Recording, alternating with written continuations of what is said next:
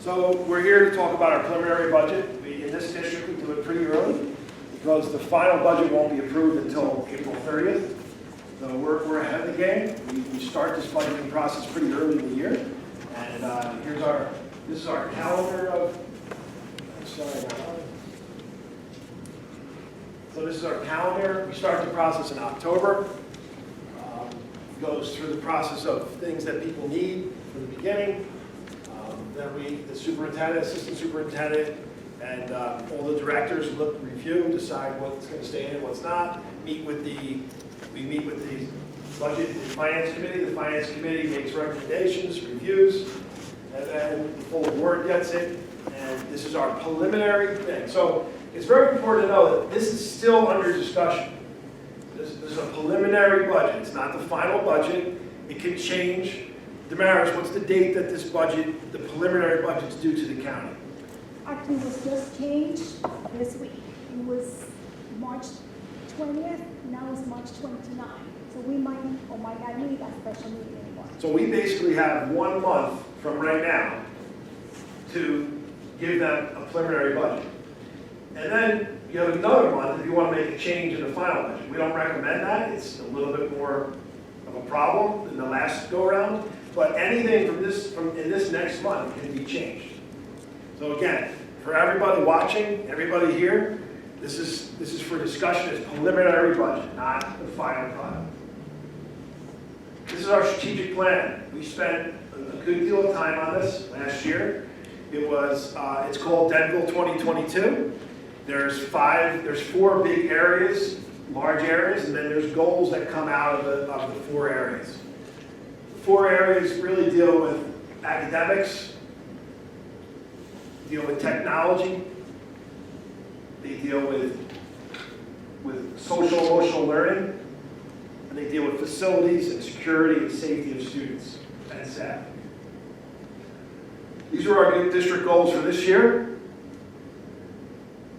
It was to work on sustainability, have a sustainable plan for facilities that eliminates the use of rentals, temporary structures, substandard and dual-use instructional space, and do that over a multi-year period. So those of you that are not aware, this will be the last year that we use trailers or substandard space in the district for students. 2 years ago, we eliminated the Valley View trailers for students. This year, we eliminated the Riverview trailer for students. And next year, the Lakeview trailers will be eliminated for students. Lakeview was the hardest one to do. It was the most expensive, and it was the most problematic just due to the size of the school. So there was no easy order. It was just Valley View was really easy, Riverview was semi-easy, and Lakeview was not that easy. So now we're also working on developing additional technology-based enrichment courses in the Master Enrichment in grades 3 to 5, and responsive classroom readings to enhance social emotional skills. So there's a goal up there for all of our areas. Here's our budget that funds technology. You'll see we have some server upgrades. The final year, which really isn't the final year, but it's the final year, we'll have every student in the middle school will have a district-owned Chromebook and a 1-to-1 Chromebook program. But that will continue. That's why we did it in a 3-year program at $70,000 a year rather than one time. If you do it one time, then you have to replace them all at once. If you do it over 3 years, you only replace a third of your stuff at once. Then we have some laptops for lease, touch screens, our FM system. One of the things with technology is technology doesn't last. You put technology in a room like an FM system, you can't just put it in there and assume it's going to work forever. It has to be maintained, it has to be replaced. And those of you that don't know what an FM system is, it's a little clip that the teacher wears, and it's hooked up to speakers in the room, and it amplifies the teacher's voice. Sometimes they're IEP driven, meaning that the student in the class may have an IEP that says they need an FM system. Sometimes it's just good because it enhances instruction for all the students. And a Promethean board is also known as a smart board. I'm not sure what that is. So here's our budget for security. Let me just speak a little bit about security first. Obviously, it's an appropriate time because of the tragedy that just happened in Florida. What we'd like to say to everybody, though, is that we don't only worry about security and only think about security when a tragedy happens like that. Those of you that are not aware also, there have been 8 shootings in schools since January 1st, not just the one that happened, but it obviously takes double-digit losses for the entire public to get up and be upset about it, but I'm upset about the other 8 as well. So it's not something we just do sometimes. This is something we do all the time. As a matter of fact, I had 2 meetings on security today, one with the local private schools and one with a committee of parents, professionals, and board members, all about security. So we think about security all the time. We're always trying to do everything we can to make our schools as safe and secure as possible. And obviously there's some funding that's needed for that. So we also have money for facilities in here. Normally we spend a lot more money than that. If you look up there, you see we only have a couple items. Sound system, continuing a fan. We have some exhaust fans that have been really not maintained well over the years that need to be replaced. So that's probably a 2 or 3 year project, so we're going to put some money towards that. And we're going to start chipping away at the replacement of the interior doors. That's going to probably take between 5 and 10 years just to replace these doors if we keep doing it this way with a $33,000 number. So it may look like we're only doing $72,000 worth of projects, but realistically, we're doing about $2 million worth of projects. Because this summer, with funds that are in this current budget, we're doing renovations to the Lakeview Library that will allow for permanent classrooms in there so that we can remove the students out of the trailers. Currently at Lakeview, we use 2 trailers for students. Next year, with these renovations, we will not. We also will do some renovations to our band room. The band room is actually shared as a closet in the band room. That's going to be taken care of. We're going to take one large regular sized classroom and create it into convertible 2 classrooms because we've seen that we need more small group instruction rooms. And sometimes we have to use a full room for that, and it's actually a waste of space. So we're going to convert one into a convertible room, meaning one year it could be a full room. The next year you can take down the partition wall. It just folds up, and it can be a half room. It can be a full room or a half room, 2 halves. So we're doing that. We're doing some new HVAC in the Valley View Gym. We're creating security vestibules in all 3 schools. It's like a man trap. Basically, you get buzzed into the first one. You're in a holding area. You get cleared to go through the rest of the building. You get buzzed into the second area. Also, we're doing some renovations to our Valley View Family Consumer Science. Those of you my age, that's home ec. I know I always call it home ec. And we're also, this is a big thing, one of the reasons why we're not going to expend more monies this year on this is that we need to start saving some money for a large roof project that's coming up within the next 2 to 3 years. Those of you that have been around for a while, there was an addition put on Lakeview back in around 2001. That roof is now beyond its warranty and beyond its useful life. It's not ready for replacement right now, but it needs to be considered to be replaced within the next 2 or 3 years. A roof the size of that is going to be somewhere in the area of $1.5 to $2 million, and we don't want the building raining, so we're going to prepare for that. So some other items, we've been on a textbook replacement cycle. Some of these things are deals that Dr. Cullis worked out with our vendors to bill us over 3 years so it could be a little bit easier to put into the budget. So some of these are just recurring costs, some of them are new. We have a need for a new behaviorist. A behaviorist is somebody who works with our teachers and our students on mostly to do with autistic or other special ed students. We need some more help in our technology area due to the fact that we keep increasing the amount of devices we have and the programs we do. We also need to do some work on our buses. So what happened was a few years ago, the state said you used to have to replace a bus, I think, every 12 years, was that right? It used to be, 12, no. it was 12, now it's 15. So for a little while, the board decided not to replace anything. So now we're at a point where, you know, it's time to pay the piper a little bit, because we're gonna have a few buses coming off, being considered obsolete, need to be replaced. It's not like you can extend it. There's no way to extend it. 15 years, you have to get rid of the bus. Somebody can take it and ride it for another 20 years, but we can't use it after 15. So we need to be prepared to replace some buses. So we have a lease in there to replace 2 buses. Then we have some money for other transportation-related items, like a jack and some other equipment in the transportation department. So here's our property tax comparison. Let me explain this in a minute. This is based on 2017 data. It's pretty recent. The website is down there.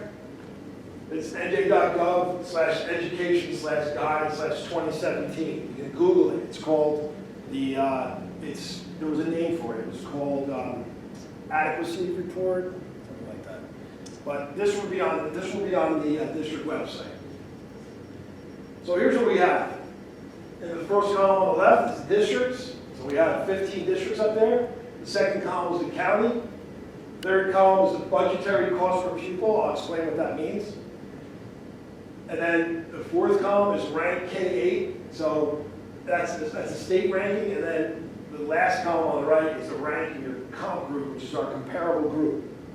So these 15 schools were not just picked by random. There's a reason for it. All 15 of them meet all these criteria. They're the only 15 that meet these criteria. It's not like there's some other ones out there. As a matter of fact, one of them doesn't meet it, but it's off by like 2 kids, because you have to have 1,000 kids. One of them just dipped under 1,000 to like 998, but I kept them on the list anyway. So all these districts on the list are in between Somerset, Central Jersey, and North Jersey. That's the first criteria. Second criteria, they have to be K-8. Third criteria is they're what used to be known as an I-factor district. The state, a while ago, created this system that ranked districts on demographics. It went from A to J. A is the least wealthy, J is the wealthiest. Denville is an I, which would be 1 step below. Your J's are like your mountain lakes. Your mountain lakes, your Millburns. We're in I. You can see from that list. If you know anything about those towns on the list, we're going to be on the low end of this I group here, not on the high end. And the last criteria out of the 4 was it has to be between 1,000 and 3,000 students. Again, one of the schools went down to 996 or 998, so we left on. So the fourth column says rank K-8, 751 plus of 77. The state makes that ranking.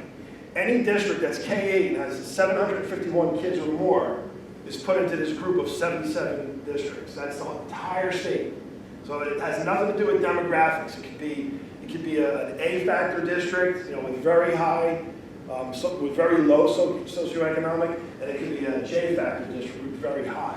So there's no distinction of anything other than the size and the fact that it's K-8. Out of those 77, from the bottom would be the least, spending the least. We're 44th, 42nd. So we're 42nd out of 77 from the bottom. Out of this group of 15 districts that we compare ourselves to, we're 4th from the bottom in spending. Now, it's very important to know, you can't just take the per pupil cost, multiply it by the number of pupils to give you your answer. There's a reason for that. Some things are excluded. There's a reason for that. If they weren't excluded, it'd be very hard to compare a district. I'll tell you why. If you try to compare Denville K-8 to, say, Rockaway Borough, even though we're in a different socioeconomic group, Rockaway Borough has no busing and we have busing. So that would be one huge expense that's hard to, compare. So busing is taken out. Any transportation fees, costs are taken out. Another thing that's taken out would be like a legal settlement. District got sued and had to pay a legal settlement. That's not included because it wouldn't be comparable. There was another thing I wanted to mention. What was that? Some special ed costs, like certain supplements and things like that are not in there. Okay, so I think I explained that slide, and we move to the next one. So does that show the rank per cost per pupil? Is that how you read the last column? Yeah, so the budgetary cost per pupil is those two columns ranking. So it's ranking us against, in the fourth column, it's ranking us against 77. In the last column, it's ranking us against 15. It's important to note, though, that 15 is a pretty heavy hitter group. That's our group that we aspire to compete with. There's some huge discrepancies. There's huge differences in data here. Some of the data points, for example, are per median income. We're definitely on the lower end. Some of them are $70,000, $80,000 median income higher than us. Percentage of adults over 25 with a four-year college degree. Denville's in the upper 40s. Some of these are 70. So there's some things that are, you know, like I said, this is like the A team here. We're trying to compete with the A team. So here's our budget, preliminary budget. I know it's hard to read up there, and we can answer any questions that you might have at the end. But this thing will be put on our website again. Right now, we do have an increase of 3.81% on here. 3.81% is, how does that happen at the 2% cap? Because we have a 15 to 18% increase in our health care. Because we have a 15 to 18% increase in our health care, the state allows you to have what's called a waiver. A waiver allows you to raise the budget over 2% because they know that it would be very difficult to create a budget that has with a 15 to 18% increase on something and still live within 2%. So that's why you have what's called a waiver that you can get. Here's our sections of our budget. Good thing is our debt service will expire in 2019. And at this point, we have no plans to go out and take on new debt. We are able to do some of the projects in the budget, within our capital reserve and within the budget. That's a good thing for the district. But you also do reduce the amount of aid you get from the state when you do it all with your own funds. The state doesn't give you any aid to balance that off. It doesn't give you additional aid. When you accumulate, when you actually sell bonds, they will give you a percentage of your payment, up to 40% of each year's payment. So the positive side is we won't have any more debt and we won't have to pay that. That's a positive side. The negative side is you also lose that aid. The cost drivers are, our special ed costs are always increasing. We're doing the best we can at trying to keep the kids in district without sending them out of district. But when we keep them in district, often we need more therapies, more aides, people like that to help with the kids' needs rather than sending them out of district. We do have several programs now that we didn't have just a few years ago in-house, but those programs cost money. So often, if we're going to send a kid out for $120,000, say, that could be the cost of one kid's education. Sometimes we can keep the kid in-house, but we may need to spend, $30,000, $40,000 on an aid. So it's not like you can just say, oh, it's going to cost $120,000, and if you keep them in district, it costs nothing. It still costs something, but you can still save on the other side rather than paying out of district tuition. Plus, you should try to keep as many kids in the district as you can, just because this is where they belong, if you can educate. So also there's some security enhancements in the budget, and there's 15 to 18% health benefits coverage increase. Now, we're in the state health benefits plan. We needed to get in the state health benefits plan because a couple years ago we got hit with a 35% increase, 35%. Now, when you're private, when you insure yourself privately, they go by your histories. So when your histories are good, you get good rates. When your histories aren't good, you get bad. So we got hit with a 35% increase, and we scrambled to get ourselves into the state health benefits plan. And now that we're getting to 15 to 18%, we're gonna start looking again. It's not like we just do the same thing every year. We're gonna look again at other options. There may be other ways to ensure our staff to provide health benefits at a lower cost. So we're not gonna just keep doing what we do. We'll look at other areas. So a couple takeaways. Obviously, I'm proud of this, and it's something that I think we all are on the board and the administration. Finally, after about almost 15 years, we will not use substandard space in the district. We also will no longer need waivers for bathrooms. The state code requires that pre-K and K classrooms have a bathroom in the room. So some of the things that we're going to do are to eliminate the need for a waiver. We are going to put bathrooms in a couple rooms while we renovate a couple bathrooms that are old. And also, there's all the processes moving along on our vestibules. And we also have to increase our lunches for economically disadvantaged students. This district is not part of the federal lunch program. One of the reasons why we're not is we don't have a kitchen anywhere. So it's hard to be in a lunch program without a kitchen. So right now, what we're doing is with board funds, we are funding lunches for almost 100 economically disadvantaged students who were not eating lunch or getting their lunch funded by the PTAs. So now we are funding them. We also did get some help once from the town on that, so maybe we could hit the town up again, I don't know, we'll see. And then again, we're planning for this replacement of this roof in the next couple of years. That's a large project. If the project was required to do right this minute, we would not have the funds to do it. So we need to prepare for that and make sure that we put money back in the reserves and keep in the reserves and work on this kind of roof project without a referendum. I know it's something of pride of the board, especially that we're doing all these things without a referendum, and we're able to do it without going to the public for additional funds and float bonds. Some districts need to fund a project of that magnitude with bonds. Some districts can handle the maintenance of the buildings. We feel like we can handle most maintenance issues within the budget and within our reserves. I know that we could not handle expanding our footprint at all within the budget.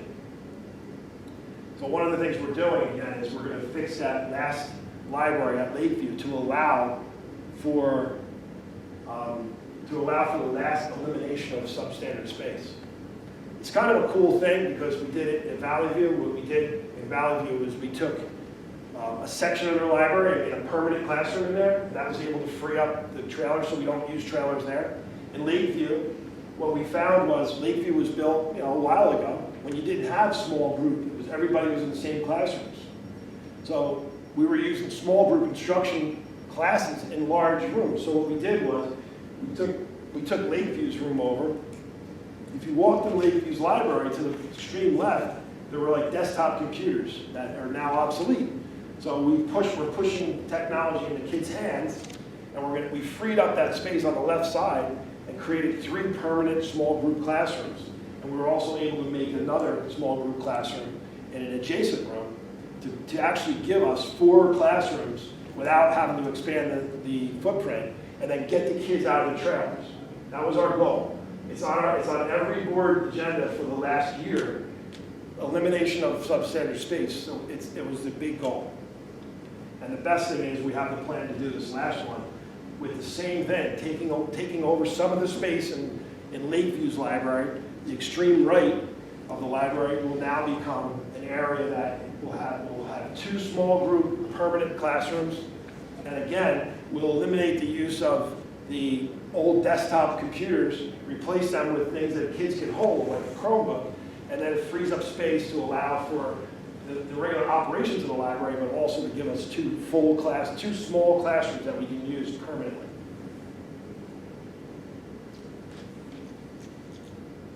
Okay, I'll defer to Mike. I don't know how you want to work the rest if you want. Questions from the board at this time or from the public? Yeah, what I'm gonna do is open it up for public comments specific to the presentation, if there's any questions, and then we'll open up for more comments after that.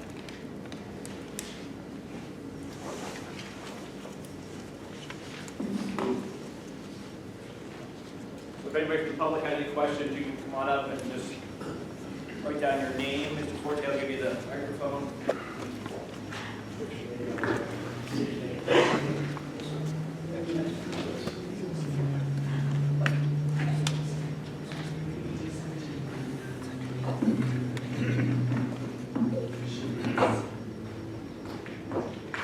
Let's stay out here so I can hear you. Good. Is that all right with you, Bob? Whatever you want to do, just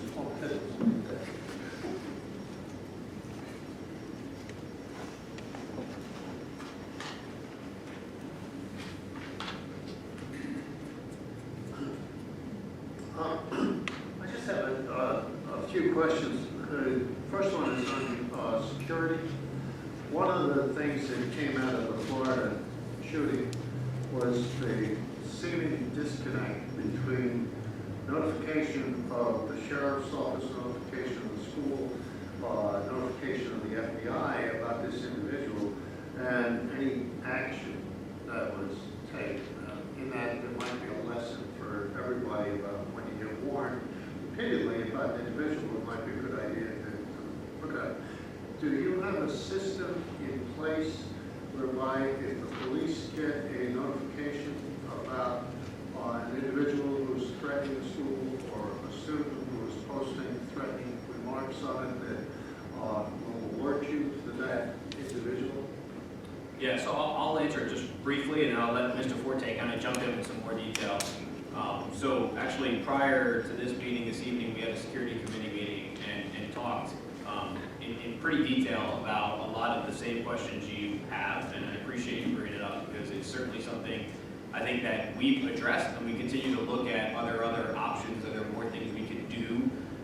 We talked a lot about if you see something, say something, and in fact, one of the ideas came up about how do we get that word out more to the community. I can tell you, without getting into too much detail, that there have been several situations where things have been said in this community, whether they're in our schools or in other schools, where the police have gotten involved, and it's really hard to quantify what that looks like, but potentially prevented some serious issues. One thing that we do in our district is every 6th, 7th, and 8th grader as of next year will have a Chromebook. And every student, in fact, starting in first grade or kindergarten gets an account, right? If they're logged onto their account, or if they're on our Chromebook and they look up something that could be harmful to themselves, that is monitored 24 hours a day, 7 days a week. And in fact, we have a tight relationship with the police to get that information to them, whether it's 2 o'clock in the afternoon or 2 o'clock in the morning, so that they can go and intervene and see if it truly is something where it's detrimental to someone, or whether it's, we've had the situations where they were Googling it for a report, so they just wanted information about something, but it came up as an alert on our system. So we do have quite a few things in place to kind of hopefully address things as we see them early enough. Our relationship with St. Clair's and the mental health division here is extremely close. I can say I think that Denville is really lucky to have St. Clair's in our backyard, both in Meetin and in Denville, and the services they have for mental health are extremely good, probably best in northern New Jersey, if not competing with a lot of the larger institutions in New York City. So we've leveraged them here. They have offered tremendous resources, both in servicing our staff to identify how they can see something ahead of time. And Mr. Forte has put something in place where they don't have to question whether they need to send a student for an evaluation over to St. Clair's.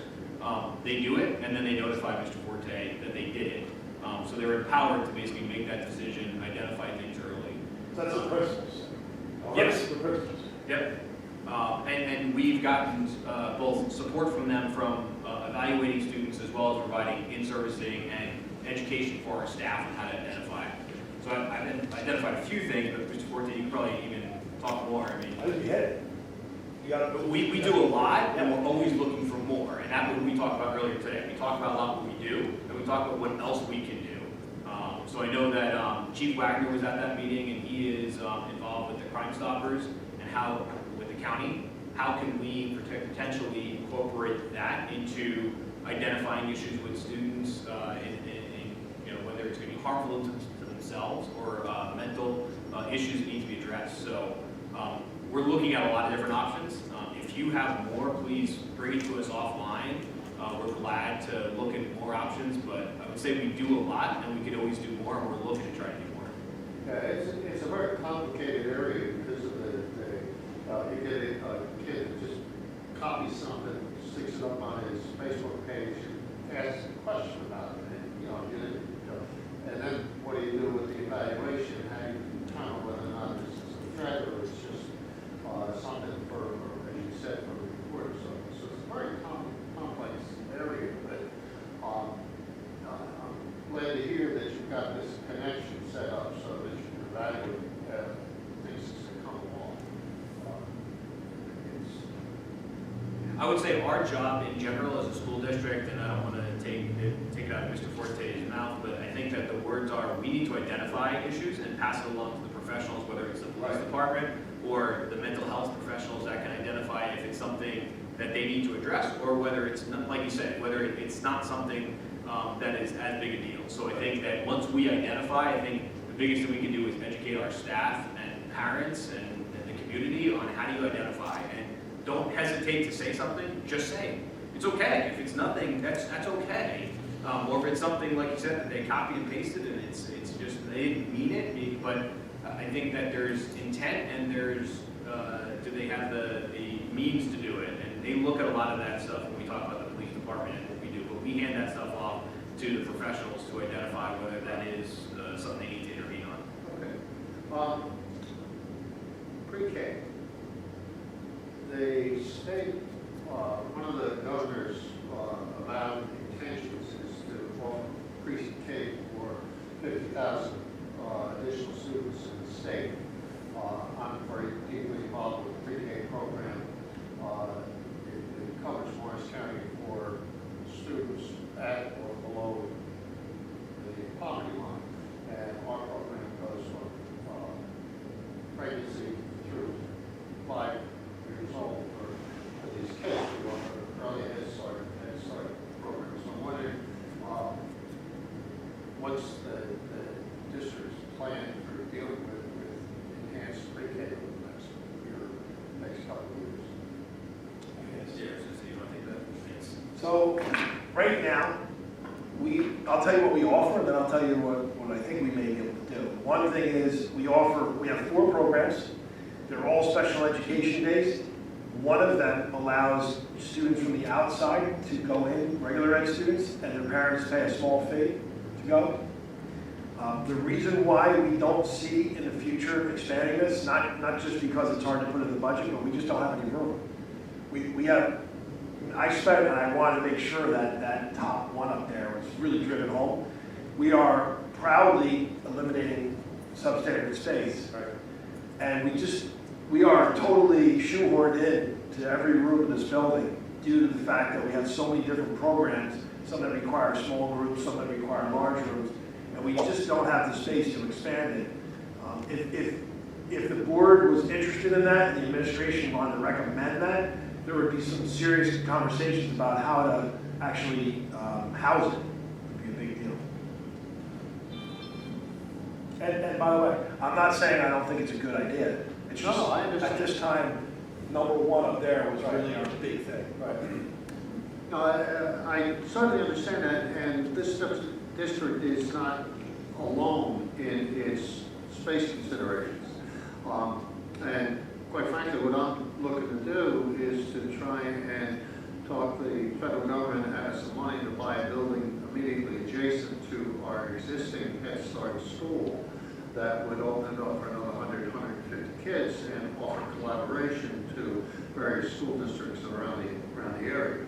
Our community assessment for Head Start indicates that we have, where we used to supply the need for 20 to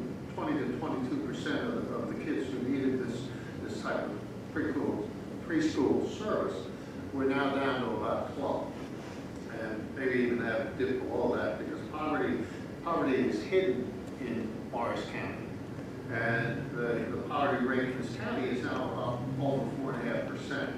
So you take a county with 500,000 people, do the math, look at the births, run those numbers through, and you've got a couple of thousand kids who are in need of adequate preschool and nutrition and all the rest of it that goes along with a really good preschool program. So I may at some point come back to the district and ask if you want to send some kids up to the brand new Steve Forte School for children, depending on how much money he comes up with. As long as it's standard six. Oh, yeah. No, it's, we're under very strict federal guidelines for what the space can be, including bathrooms and, exits and all the rest of it. So, this is an old concern of mine and something I'm pretty sure we're not going to agree on. But the $16,129 number that is up there as far as the cost per student, that's without considering transportation and a couple of other things. My concern for those numbers, and yet Rockaway Borough doesn't have to supply transportation, but when you take the overall school budget and divide it by the number of kids in the school system, you come up with a different number when you add it all in. And my point is that it all comes out of the taxpayers' pockets. So, a more accurate way to represent this, in my opinion, would be to put that figure up, which is the figure that compares basically instructional staff, insurance, all the rest of those costs that everybody has to have. And then put a second number up that shows the overall cost to the taxpayer. Because that's the one, no matter how low that number gets up there for any of the school districts, that's, in most of those instances, that's not the number that actually comes out of the taxpayers. Yeah. So, I agree. I think it's a good point that I think this, Mr. Forte, correct me if I'm wrong, but really, this is for representation purposes, for comparison, to really understand educationally what's being done for students as far as spend. Is that? Yeah, this is only for comparability, that's it. Because if you add those other things, you wouldn't be comparable because one district might not have that. These are the things that every district has. But I think it's a good point what Mr. Grant saying. It may be worthwhile to look at, and it probably won't be that hard to do, because right, you look at their whole budget, divide it out by how many students they have, and you figure out the per pupil cost, all inclusive of everything. Forget about whatever they're pulling out for certain reasons. It's probably worthwhile just, not that this isn't good, but in addition to maybe worthwhile at some point to look at it. right, I think it's a fuller explanation. Considering that the K-8 district here accounts for about 42% of our total tax money, an additional 30% for the high school, and then the tail that kind of wags the dog is the municipality and the county. So just one other thing is how much of our budget is going to charter schools? Just looked at that today. For 1819, approximately $96,000. 96,000. Okay. Thank you very much. Thank you, Mr. Grant. Thanks.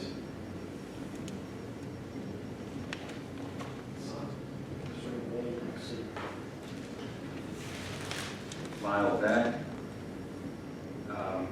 I was looking at last year's budget and this year's budget. I'm also going to go back to security. We were here about a year ago talking about it. And I see that personnel cost went up from $40,000 to $125,000. And I was wondering what that increase in cost was related to. So, let me just go back, because I think you're talking just about this right here, security personnel. Yes. Okay, so in this year's budget, 2017-18, we have money in the budget for one Class 3 officer, part-time, in the schools. And we have money, and by the way we work the Class 3, so everybody knows, is the school district pays all the salary, and the town pays the residual costs, for example, the uniform, weapon, training, vehicle, things like that. So in this budget, 17-18, we have one Class 3 officer's salary, and we have the salary of a security person who's not an officer, not armed, just, he's basically a door monitor at Valley View School for after-school activities until 6 p.m. because we were realizing that our other two buildings' doors are locked until 6 p.m. while we still have students in it, but Valley View's wasn't, so we put that in. So next year's budget, again, I want to make sure everybody remembers, this is a preliminary budget. This does not have to be the final budget. The board has the final say in that. And the board and I will make recommendations on what the final budget will be. But this budget, has the money in the budget for total of 4 people. So it would be, instead of 2 in the budget, we have 4, total of 4.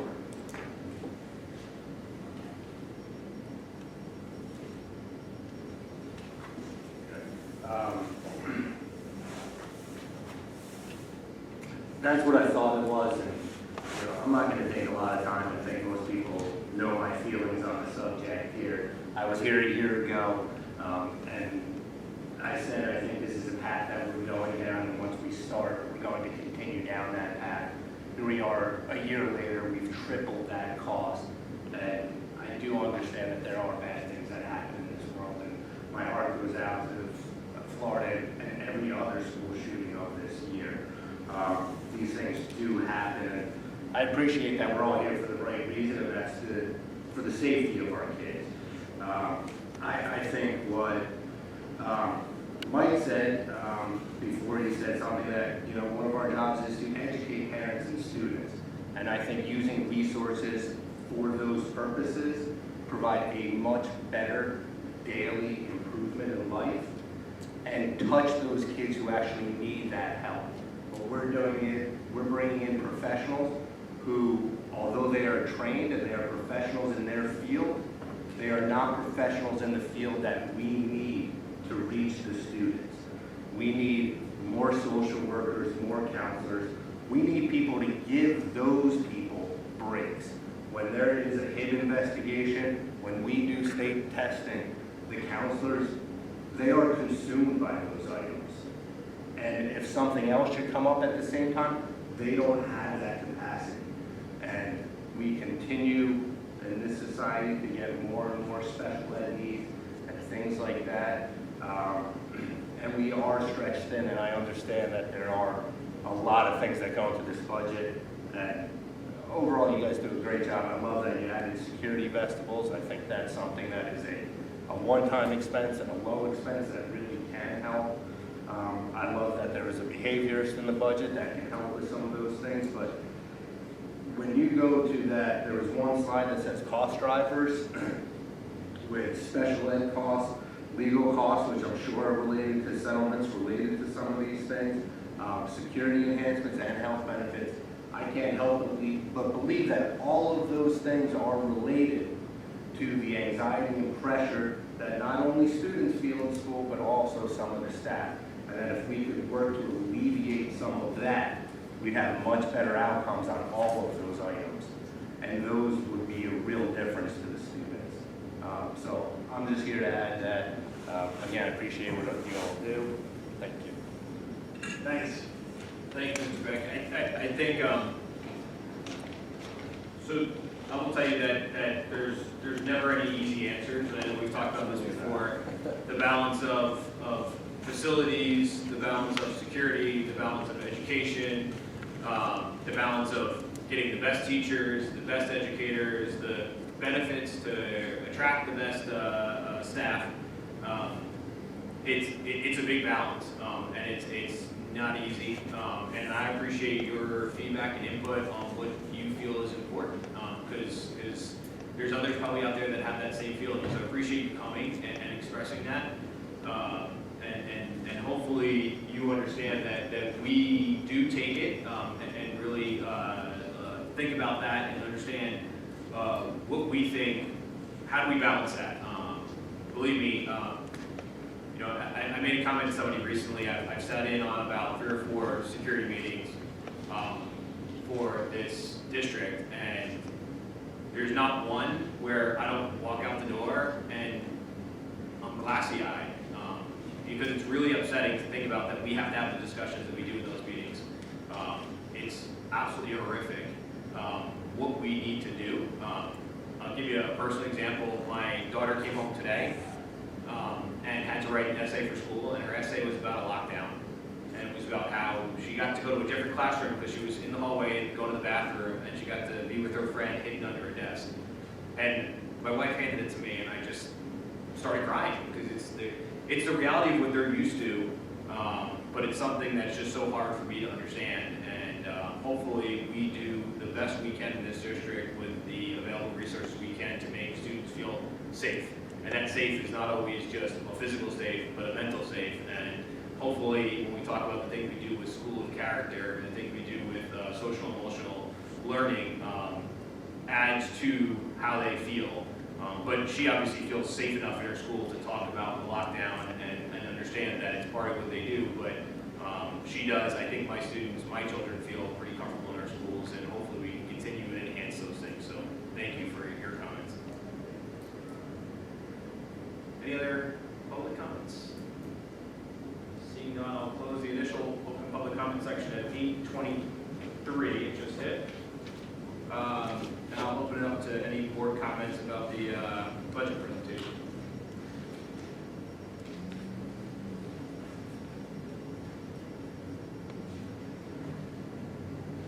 Anybody? One of the things that I am concerned about is we have money in the budget for renting, leasing buses for 5 years. I understand that the budget is tight, but I also understand that in 5 years, when that lease is up, we are also going to be, I think in 2023, we have 3 buses coming, aging out. Am I correct? Am I remembering correctly? 2021, Okay, so, but 2023 is when the lease, the 5-year lease will be expiring? Do I have the numbers right on that? right now, it's only first year, to be ready to offset that already have. Okay, So we have one that's totally aging out, but we're gonna buy 2. Because we're gonna have to reduce that hit in a couple of years. So we're not hitting like 5 are or we 6. leasing, or is it like a lease purchase, or is this an actual lease? No, this is all lease purchase. And anything that says lease up there means lease purchase. At It's the a end, financing you way. gotta- you're financing over 5 years. We keep the bus, it's ours forever. Well, 15 years. We could keep it forever, we can only got students for 15 years. Yeah, we can, So right? this purchase agreement, to Okay, thank you. I'm still concerned that we're going to be, in the next couple of years, we are still going to have buses that are going to be, in that 5-year period, we're going to lose how many buses that are aging out?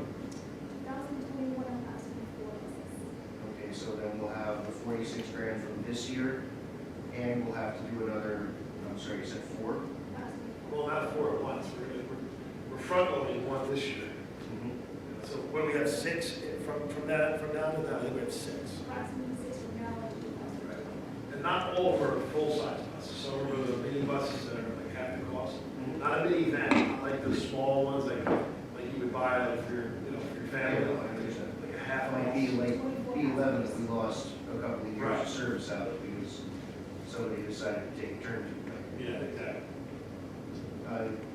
Okay, then I'm still concerned that we are leasing rather than straight out purchasing. But right now I don't have a possible solution. So again, just so everybody remembers, I mean, this is all preliminary. we have a full month of discussion whether or not we want to move things around and things like that. Well, to Dave's question, so what is the imputed interest rate on the lease then? What does it cost? We have to go out to bid, so we will not know the rates. But we're currently paying 2%. I'm sorry? On the current lease that we have, it's around 2%. 2%. So I think the cost is like 100,000 is about 5 or something. I have to compound it. So over 5 years, it's like $1,000. We'd love to be able to buy it outright because and what it really hasn't come up yet is you're actually taking that 50,000. That's going to go towards your cap for the next 5 years. That's the issue. But That's the point I was trying and failing to raise. right now, we just don't have a solution for going for that high unless we cut something else in there, which obviously is all for discussion. Yeah, I mean, I would say in general, the way I've looked at the budget for the past 3, and now I guess it's the fourth year, is, and I think I've made this comment every year, I'll make it again, that we continue to head down a road, not by any fault of anybody at this table, of not sustainable future for finances of schools in New Jersey, and specifically this district. We work under a 2% cap. We have teacher salaries that go up greater than 2%. We have benefits that go up way greater than 2%. And those two categories alone probably equate to about 85%.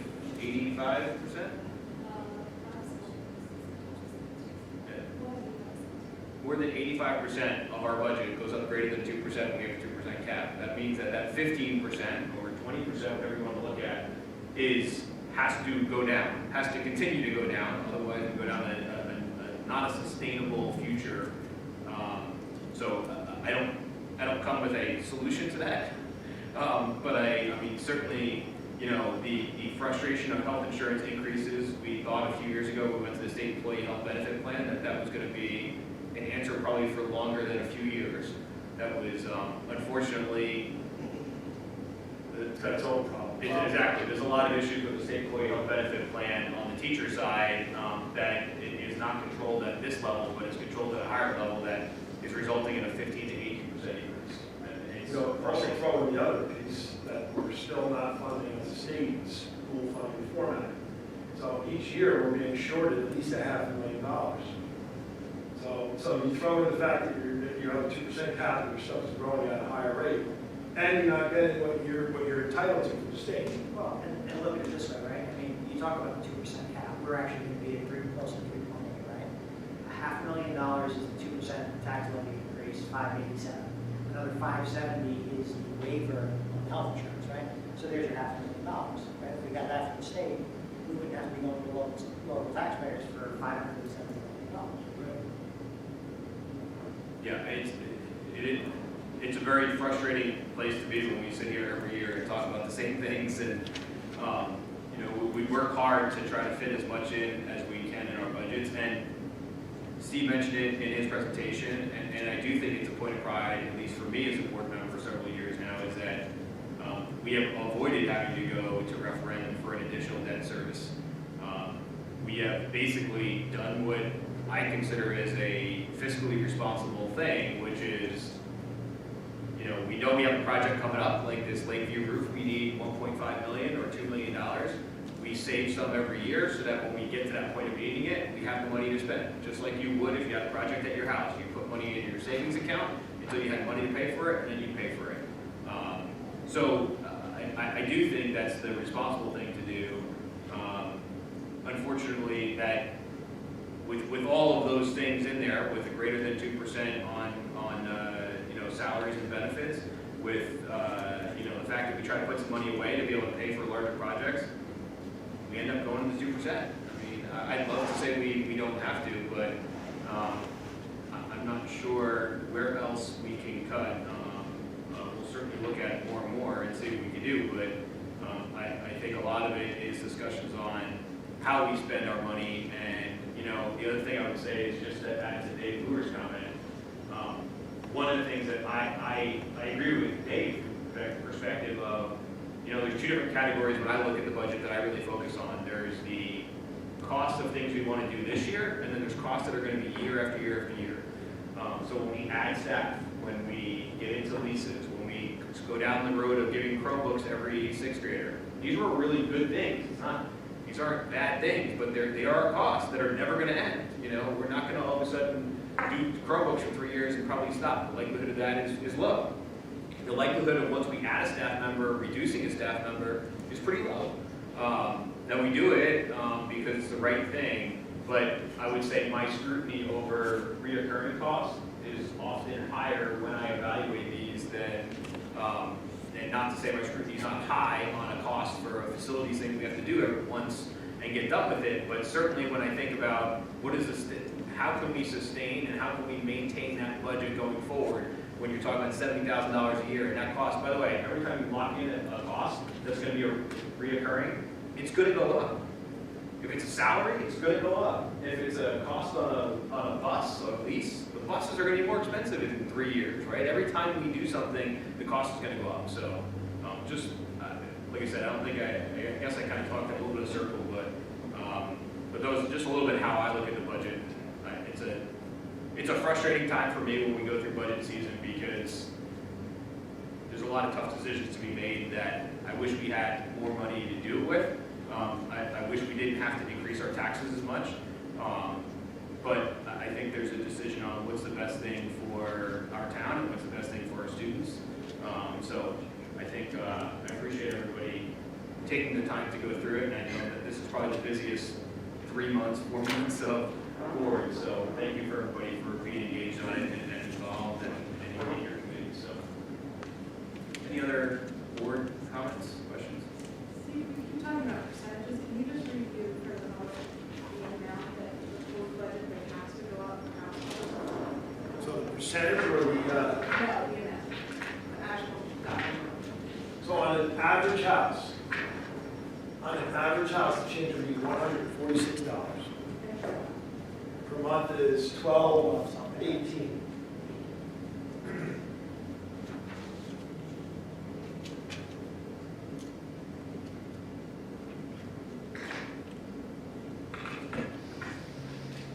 Any other questions, comments? This may be something that would be better if I talk to Maris afterwards, but looking at the numbers, the increase in healthcare expense that we're getting as a waiver is only about 2/3 what the actual increase in the healthcare expenses is. How does the state calculate how much they're willing to give us as a waiver? Because as I read it here, there's like another 3.7% extra that they aren't giving us a waiver for. There's a cap. It's not 100%. There's a cap on the amount of waiver the state will allow you to use. The state allowing up to 13% cap of the health insurance increase from previous year to the current year. They will not give you more than 13%. Okay, I would appreciate it when you and I next meet if we could go over those numbers again. Thank you. Just a side note on the state, they're running at a deficit, so. Expected. Well, I mean, just so they're mad, we're proud, see, when the district was healthy, we were doing great on the private plan. But as soon as we had like issues, it made sense to spread it across the state of New Jersey, you know, to get better. Now, We're not a big district as far as. now the problem is you've got districts bailing out of the state. Yes, Newark is left. Because on the school side, I mean, you have public employees and police employees, they got a 0% increase last year because they sat down and they modified the benefits. The teacher side, they didn't do that. They didn't even figure out time to meet. Well, So we that's did, why I they mean, were just for the increases. point of information, we got the copay up, and, we are getting quotes and things. Like, what can you do? Like, some districts are going to like the mini clinics at the mall and stuff. Like, you have to have equal or better. I mean, but it is there's a lot of districts we're too big for some things and too small for some things. So like, it's cyclical almost. We'll be starting to work on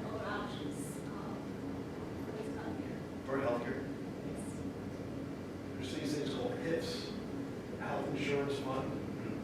There's several, it's kind of like the state plan, except small, maybe instead of having hundreds of thousands of people, maybe you have tens of thousands. Same thing. Or, maybe just thousands, 5,000, 6,000. So we're going to look at all these different options as a way to try to control this growth. The frustration is that going to a smaller shouldn't help. The whole idea is you're in a bigger pool, you diversify your risk across the larger pool. Unfortunately, the fact that a lot of districts have bailed out has made the pool smaller, and the fact that They can't the come up committee with can't seem to get together to actually meet and sit down at a meeting and talk about how do we control this has resulted in a 15 to 18% increase and potentially even larger as more districts bail out. So what should make sense doesn't in this state. So Are you saying committee at the Denville level? or- No, state level, yeah. There were two committees formed. One was for the public employees, the police and the fire. They got together and they made changes like the copay on emergency room visit, generics, all of those things. On the school side, they never got together. They never did anything. That's the problem. Health insurance companies are really fast to tell you when they paid 1.1, $1.10 on every dollar you paid in. They're not real fast to tell you when they paid out 70 cents on every dollar you gave in. So, for years when we got a 5% increase and they were making a boatload of money, nobody really said anything. As soon as they didn't make money on your plan, they're real quick to say, well, that's why your rate's going up, so why?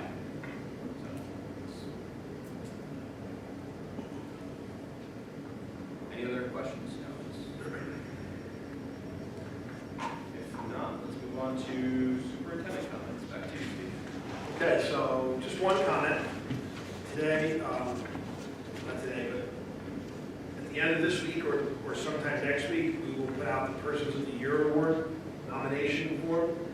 So one of the things we're going to do this year to celebrate our successes is we created 3 awards.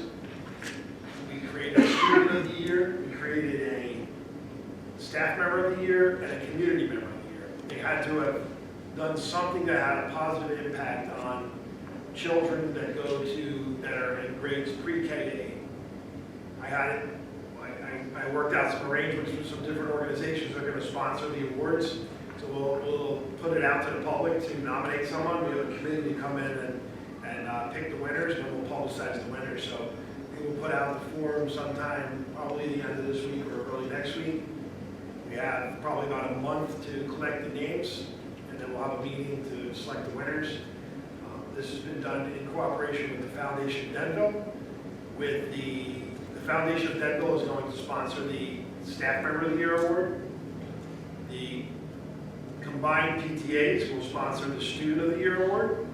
And the Downtown Denville organization, the New Denville Bid, will sponsor the Person of the Year, the Community Member of the Year Award. And we're looking forward to getting this thing off the ground. It sounds like something, I hope sounds like something that'll be a positive experience here in the district. We're going to have, each person will receive a gift card, and they will also receive a plaque with their name on it, and then we'll have a plaque posted in the board office with the winners over the last, as we go on. So we're kind of excited to get that moving. That's it for me. Thank you, Mr. Forte. Dr. Cullis. Lots of exciting things going on. So this week on Friday is Read Across America Day. And we're excited that it's coming back to the middle school after a long absence. So we have a lot of activities, not only in the elementary school this year for reading, but also at the middle school level. So that should be a lot of fun.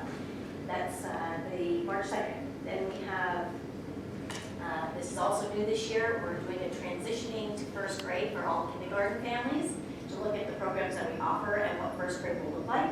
So March 6th is the Lakeview parent presentation, and that's at 6:30. And March 13th is the Riverview presentation at the home schools, also at 6:30. Because of the transitioning kindergarten program, we will be moving the park webinar to Monday, March 19th. And that will be at 6:30, and that's just an online webinar that families can register for to learn about changes to the park probably mostly for third grade parents who may not have taken the park at this point yet. March 28th is our next Parent Academy offering, and it's in conjunction with the CPAC committee, and it's on sensory occupational therapies. And that's at 7 o'clock at Riverview. What was that date that was called? That is on March 28th. March 28th, 7 o'clock. So many things are now in June, that's for sure. April 18th, so mark your calendars for 5th grade families. The 6th grade placement meeting is at 7 p.m. at Valley View, so that's again April 18th. And then we talk about all of the placement issues for middle school. Both the principals and myself talk about things that 5th grade parents would be interested in. And then finally, the state has made a decision about the science test. The new science test will be administered to 5th and 8th grade students. So that is a change. It's no longer going to be administered to 4th grade students. It will be to 5th grade students. And that will be on May 23rd and 24th. So families can expect letters coming home, those that are impacted by those assessments for park and for the new science test, they'll be getting letters home. Good. This concludes the assistant superintendent's report. Dr. Collis, Damaris, any business administrator comments? I can just get a reminder that the preliminary budget has been, due date has been changed this current week to March 29th from March 20th, as originally stated. We had scheduled and advertised a special meeting due to the change.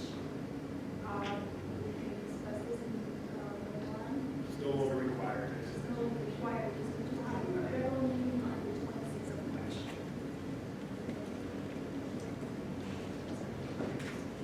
So we're going back to. Yeah, why don't we discuss it now when we've got it out there? Unless there is any objection, I propose we cancel the March 19th meeting and we stick with our March 12th and March 26th, and we will approve the budget on the 26th. That's good, Damaris? Correct. Anybody have any issue with that? It's nice of New Jersey to help us out. I'm sure that was their plan. All right, so we will do that then, Damaris. Thank you. All right. It is now 8:43, and I will, yes, sir. Sorry to interrupt. Is that something that has to be moved and seconded? No, we just, yeah. Oh, because we never actually decided to do it in the first place? Yeah, putting meetings out, I don't think, yeah. We should have voted on it. We should have voted on it. Okay. All right, 8:44, I will open for public comment for anything germane to the district. Just push that button for a second. Green light.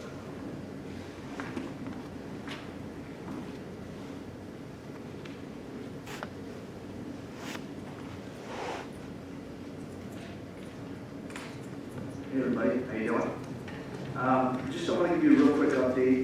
On our next meeting for the town council, which is this coming Tuesday, one of the topics that's going to come up for discussion when the agenda is published is the Route 53 development, Redmond Press. So you're going to see it pop up on there, but it's not actually too exciting. So before you saw it there, I know it's a major concern, local development related stuff.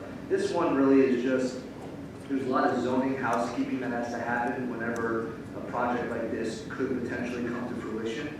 So the majority of the meeting is going to be the zoning officer basically laying out all the required zoning changes that would need to take place in order for the project as currently presented to proceed for a vote. So there's not going to be any discussion or changes to the number of units or really anything, to be quite frank.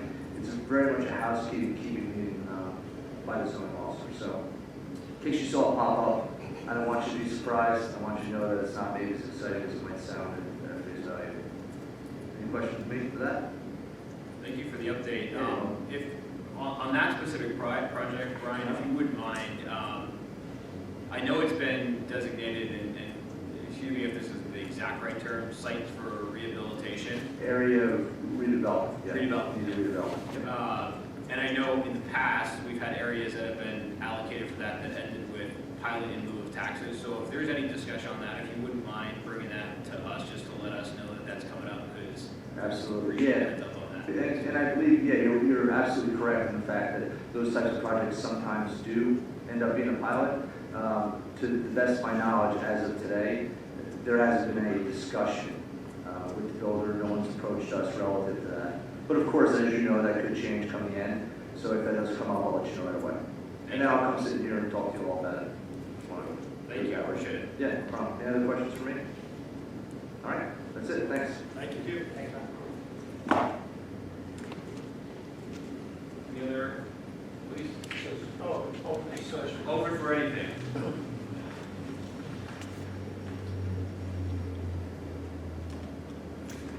Glad Councilman Berger brought this up. The Board of Education did public commendable service in outlining the auditor's findings for what kind of student increase would be probable under the current development scenario that's being considered by town council.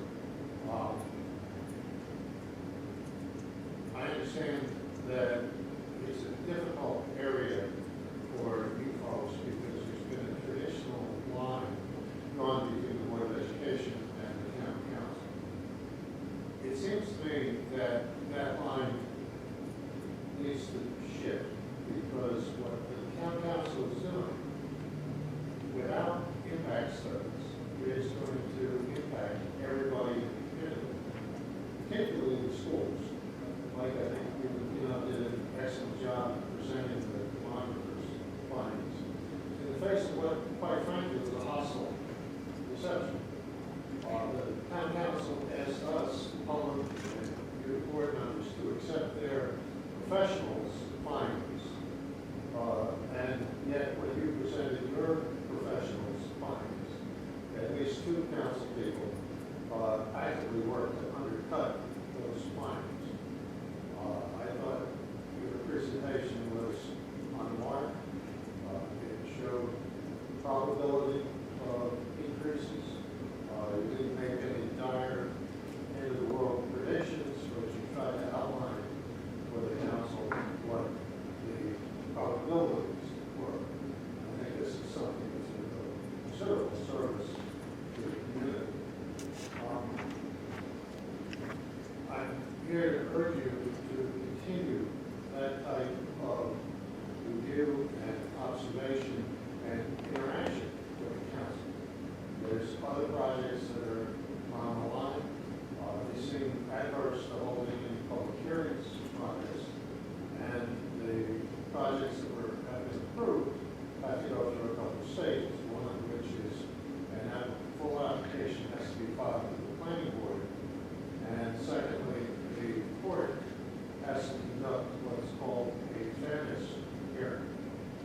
And I went over to the courthouse last week and tried to determine who gets to testify at a fairness hearing. And basically what I was told was that only the applicant, which is the town of Denville in its application for declaratory judgment, and the conveners get to testify at a fairness hearing. So here you have a situation where the town has agreed with the conveners on set projects, and they're going to be the only ones allowed to comment at a so-called fairness hearing. And I think the result is predicted that people who agree in private and resolutions are passed to memorialize those agreements are going to agree with the judge. So just on the off chance that the Denville Board of Education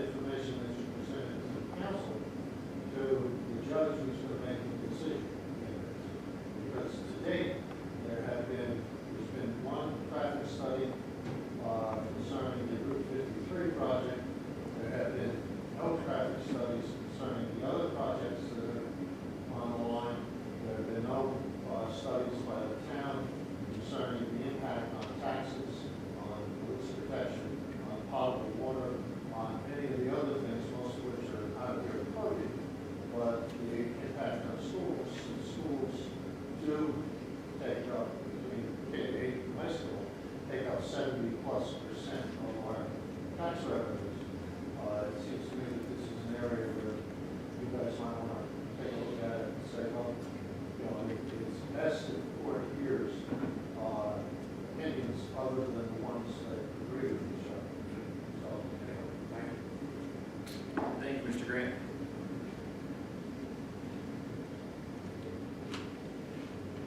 Any other public comments? Seeing none, I will close open public comment section, open public comment section at 8:52 p.m. Move on with our agenda. Mr. Brewer, would you take us to old business?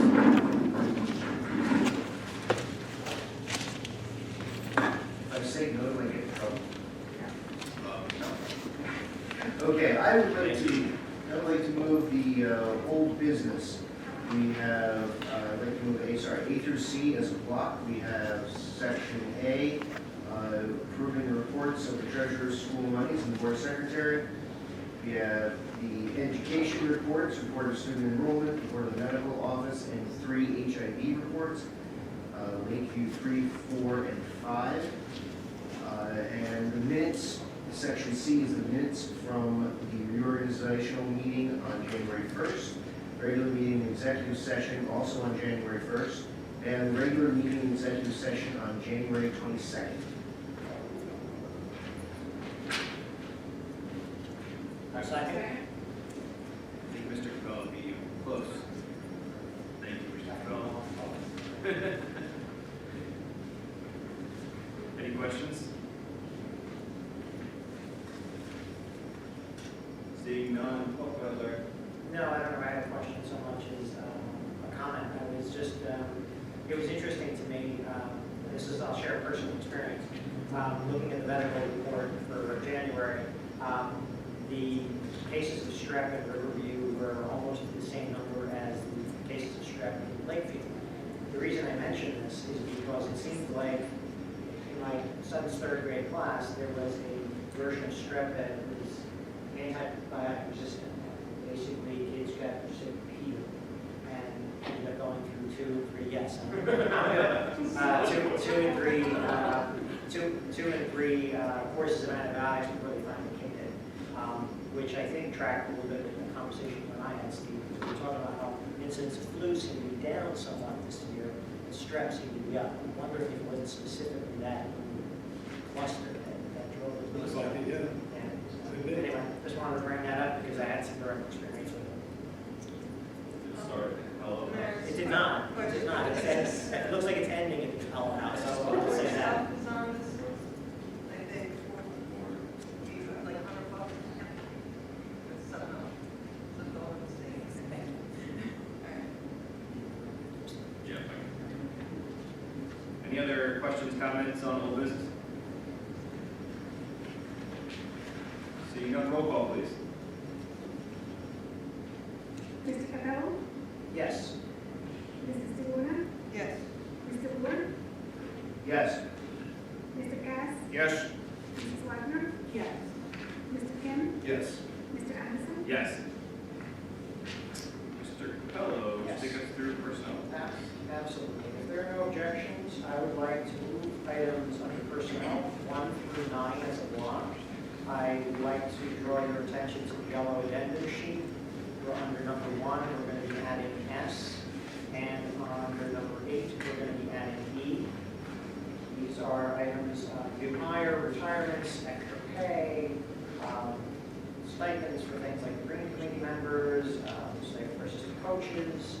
We have our usual list of approving some student observations. We have employees on various leaves, employee leaves of different types. And, I'll second. Thank you, Mr. Cass.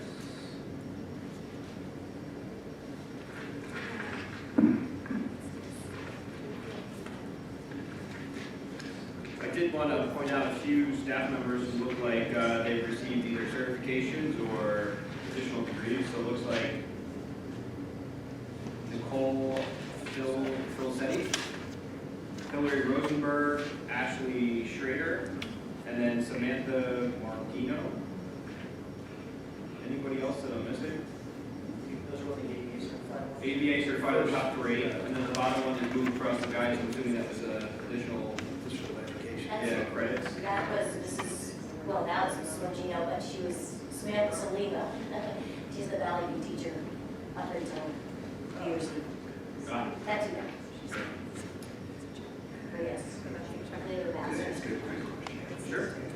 Are these line items usually fall under the budget? I mean, since the budget is so in front of the mind right now, I'm assuming that these are all budgeted for, it's just, Well, you know, like, we can't really anticipate a teacher moving on a guy. Sure. Like that. So we have some money set aside for that, but we have like this person moving now. no, right, but that's what I mean. And then we have stipend, the reason why you're seeing stipends this late in the year is that a couple staff either resigned or moved on from other jobs or whatever, and they were doing some type of stipend job, so it's really just replacing them, so that, it's not like additional money. You have, say it's like a $2,000 stipend, maybe the first person got 1,000, and then the new person get 1,000. And And so, so those monies are fine. and so this is not going to affect 2018. This budget, No. it's all, okay. Well, it'll affect it because now those new salaries should be listed in that budget. And typically, I think, correct me if I'm wrong, one of the ways that we bridge the gap, because, you know, for instance, you may have budgeted 55,000 and they move across the guy to 57,000, for instance, how do you close the gap on that 2,000? Yeah, we didn't know about it, yeah. And I think one of the ways that we do that is breakage. So we get a teacher that retires at a, you know, high in the guy, and then we bring in a teacher, so. Sometimes it can be a benefit, I mean, Yeah. obviously that's something that's. Sometimes different line items get raised demerits. I mean, sometimes we pull from other line items where we got breakage on a project or something like that, or we didn't decide not to go do a project. And so you know, this is a guideline for where we start from. Right, right. And then there's always kind of movement throughout the year. That's correct. Transfer funds, You work your magic. some Understood. Understood, thank you. Any other questions?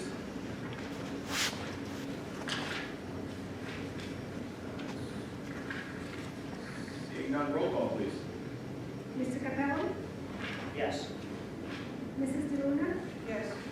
Mr. Lord, Yes. Mr. Cass, Yes. Mrs. Wagner, Yes. Mr. Kim, Yes. Mr. Anderson. Yes. Mr. Luer, would you mind walking us through instructional program, please? I will be happy to. I have a question before I do so. I don't recall seeing a field trip list on the email. Did I miss it, or do we not have one? Because I don't wish to, if we don't have it, I don't want to move it. We usually don't approve it. You don't approve of a work session. It was on the agenda though, for to be voted on for action later. But it was in the intent, so the workshop. I thought it was on the work session agenda also as action to be taken. Oh, what? I thought. I don't think we did that though. Wouldn't know. That seems to be, yeah. I don't recall. Sorry, I didn't think about it until just now when I was reading what I was about to move. I'm always excited about the field trip list.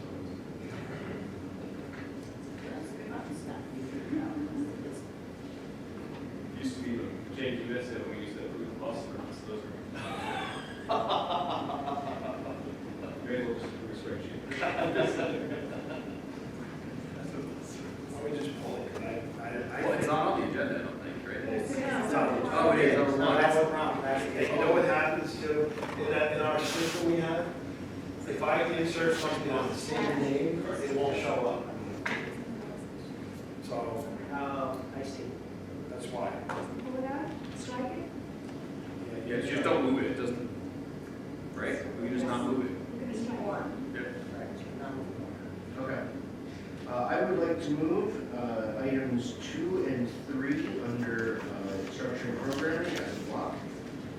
The first one is number 2. It's the workshops with expenses. We have items A through E underneath it.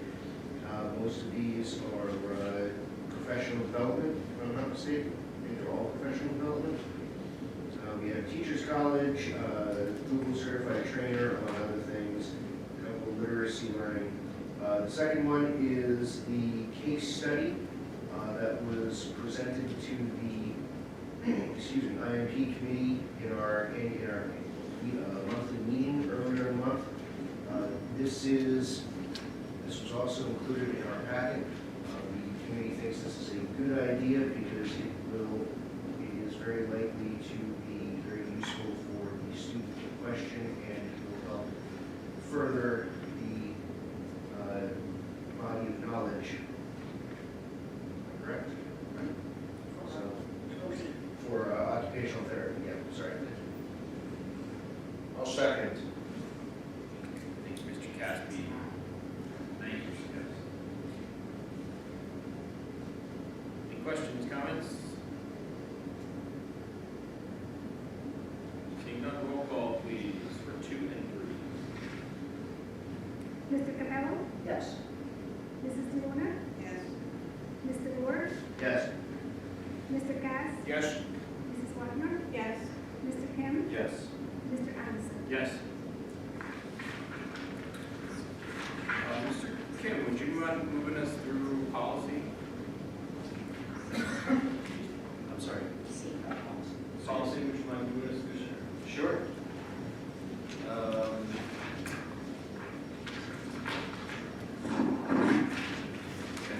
So, it's okay with the board. We'll move policies, regulations, that's listed on the table under 1. Mr. Anderson, Yeah. you want me to do that? Just read each one, or? You don't have to, I think we've gone through them. Go to second. Second. Thank you, Mr. Wagner. For this one, you have in your packet, something that Dave and I worked on. And it looks like this. It's in the packet you got tonight, so we had a couple of different versions of it. This is what it looks like. Everybody can see down there. It just says current on top. It's 3 pages. It's kind of one of those funky paper clip kind of things on the top. Dave came up with the wording on the last page. And so what I have here, what I've given you is the first page is the current, what we currently have. The second page has the actual law that drove this policy. And then 5.2.2520 revised, that's what the recommendations by our policy firm. And then Dave's recommendation is 2520 at the end.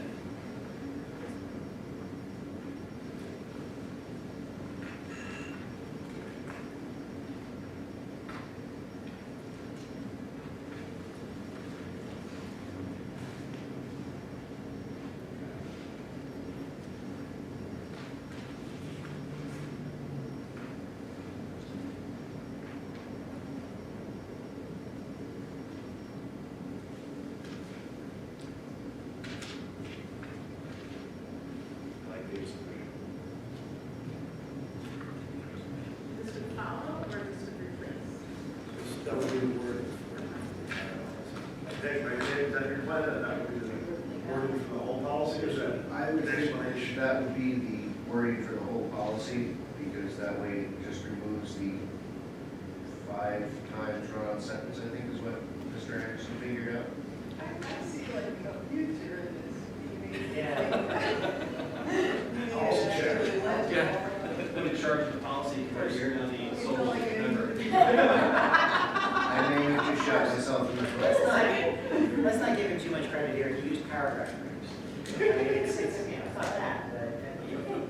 Or do you want to be on the policy No, committee too? I'm good. No, but I do have a question. I do have a serious question. Sounds like we have 2 volunteers, who's the third? No, I do have a serious question.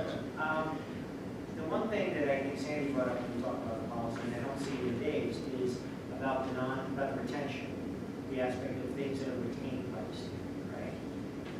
That's in the original, and we'll see it in the,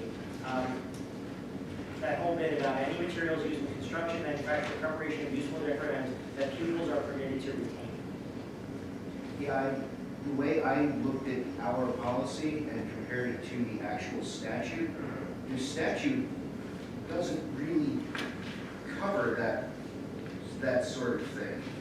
It says that it talks about textbooks and other school supplies will be furnished free of charge. Money is raised annually. And we don't actually, unless I'm sorely mistaken, charge students for stuff that they would keep. Like, you don't, the kindergarten kids don't get charged for, you know, the macaroni they use to make the macaroni drawings. The kids in art classes don't get charged to use their clay, paints, brushes. The kids in the home ec, I'm sorry, I don't remember what the modern name of the class is, don't get charged for the food that they prepare. It seemed to me like that part of the policy was not followed, and if we were not going to follow it, it shouldn't be part of the policy. Those are ideas, or those articles are materials required for the course. But they have to do those things for art or home ec or Okay, then I what guess would that, what would the that only thing cover? would be, the only thing that's listed in there, now whether the board wants to do this or not is your decision. Things like giving away presents, you know, like if you were to buy them holiday items or something, that's what the declaration thing would be. Do we do that? I would say the only thing that we possibly do is that they might get, you know, the teacher might use some of their money that they're allotted to give to buy Valentine pencils or something like that, and hand them out. That would be the only thing that I would say we would follow with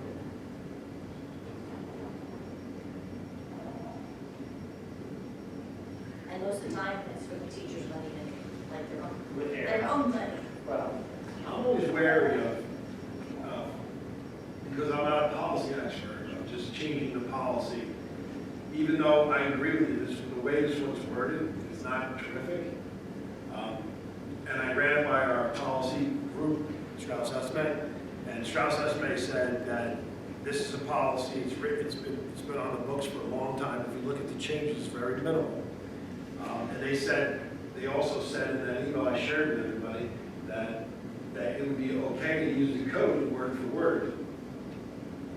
So as long as everybody feels, and I can't, remember, I was okay with the one I gave you, even though I don't like it, but it's what they're recommending. If everybody feels that the meaning of the code and the reason for the code is being represented in the policy that they presented, I don't have any problem with it. That's we just have to make sure we're protecting ourselves and that the wording of the code is the correct word. I know we're protecting ourselves if we use Strauss Esme's because they use this for all their clients, this is their policy. I just want to make sure that whatever the intent or hidden intent is of the policy. That we're not missing something, we're not leaving something out that's, to 7 up, that doesn't seem like a big deal. I am also okay with going ahead and using the code, but I was trying to keep the gist of the policy that we currently have in place in addition to what the code says. I would be perfectly okay with just using the statute as it is on the second page of the handout. Because while that's wordy, it's not confusing. The ironic part is that the code is actually the least wordy of anything. And the code uses the word pupil, and Strauss Esme tells us to remove pupil and put students. That's why that is the case, but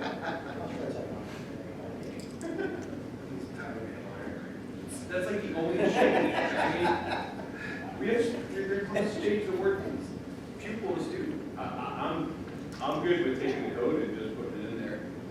I would agree, not that I don't appreciate your efforts, Dave, but the code seems to be much more plain language than certainly the policy. In fact, the policy that Strauss Esme puts in actually adds things in there, which to me makes it more confusing and more open to interpretation. Like I said, I'm perfectly okay with going with just the code. You go with the code, Steve? Our attorney, these are attorneys, actually. I know, it's a policy company that's made it. And they said, the code, you can't go on with the code, so, yeah. There we go. I'm all for that. 7436, drug-free workplace. The one thing I noticed on the first paragraph is that there's mention or wording of controlled dangerous substance. Now, there is statute in New Jersey statute that actually states what those drugs are, schedules 1 through 5.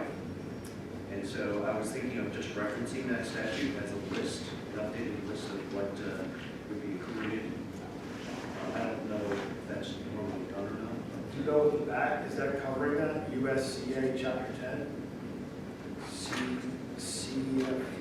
CFR? Okay, so it is actually That's okay. New Jersey statute, so it's NJSA 24.21-5 through 8.1. So what is it? So I think that's covered under. Okay, in that case then, yeah. I don't know what It it says. says two, and it's a question. Okay, in that case then, it's already covered. They normally, just so you know, they normally do this and they update it. So sometimes you may see a policy that the only change is the reference. Okay, yeah. I didn't see that in the back, so. Okay. That's good. So procedurally, what do we need to do, going back to the other policy, just utilize the code? I'll have our secretary, Bonnie, she'll take the code, which I have, I'll email it to her, put it in the policy, you guys will have that. I'm sorry, I mean for tonight, because we're. Well, it's only for Yeah. It's not official until the end. So it's not. Which is not. You're just It's approving. really just a discussion, right? No policy is. So I didn't know if we had to Second. enter the record of what we were. You could say that, if you like, you're approving it, we can enter that in record that we're going to review, we're going to make changes to 2520.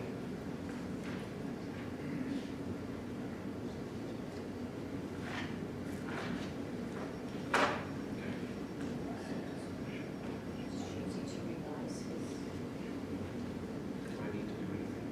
In terms of, yeah, this anything in this motion. Am I motioning or? Because the reality is we could actually just take the other one and do first reading and then have to change it. Right. Shows- So it doesn't matter. I think it's a difference in that consequence.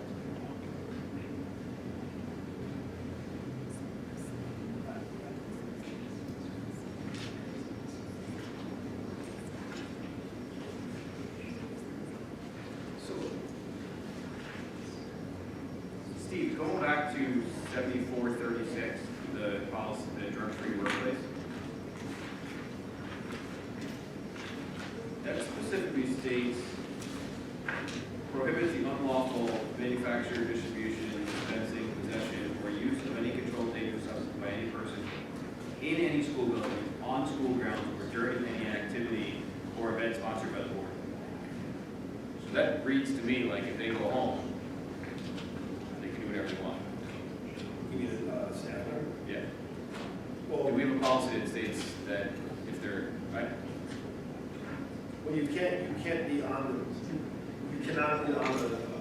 doing work under the influence. But they can go home, come back, not under the influence, and they're okay. You can't control what they're doing outside as long as they're not under the. Obviously, if they're doing something illegally in court, for instance, I'm sure. Yeah, it would be, if it's under the influence of that school, or you're actually in possession, or on a trip, or a bus, or anything like that. Are we doing another? Yes. So the question I had there was, if they had dental pain or lung canals, or were given pain medication, how would that be treated under this drug-free workplace? If it was just a temporary pain scenario? See, it's not unlawful if it's been prescribed. Exactly, right. So I think the key word here is unlawful. I guess my question was more, Right. if they went home and did Started cooking unlawful drugs and were clean by the time they showed up to school the next day or on Monday. Legally, there's nothing you can do about that. You're not legislating on somebody to the house. You're not controlling. Employers have plenty of policies where they state that they can get random drug testing and that you're not allowed to. You got to tell you, something we have to put in place. So I have to ask you, So we don't have a policy about teaching while under the influence? Well, this policy is not it, but. Right. So maybe that policy would address, oh no, I see what you're saying. It's very different. Yeah, it's very, very different things. we don't have random drug testing. We do have the ability to send someone for a drug test if you have Like a pulse. suspicion. If you have suspicion that someone's under the influence, you have the right to They send have to that. be demonstrated that, they have to demonstrate that at school or as part of their job, right? Not just because we believe they're doing it wrong. Correct. We would have to see what the under influence in our building or on a trip. Here's an interesting question. Combining this policy with what we have, what we just did, or what we're trying to do with getting the police department to have to track the student usage of the online student usage. Does this mean that the person who the police are supposed to call at night or on the weekend, does that mean they are not, since they are like on call, they should not be partaking in any kind of mind-altering substances, be it alcohol, tobacco, or something illegal? We probably should call this executive session about something like that. It's something we might want to talk to our lawyers about as well.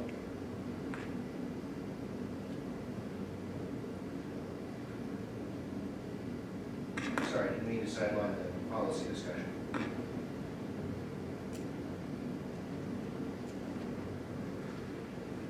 So I guess my question is there anybody on the board that feels we should look at a drug-free workforce instead of in addition to a drug-free workplace?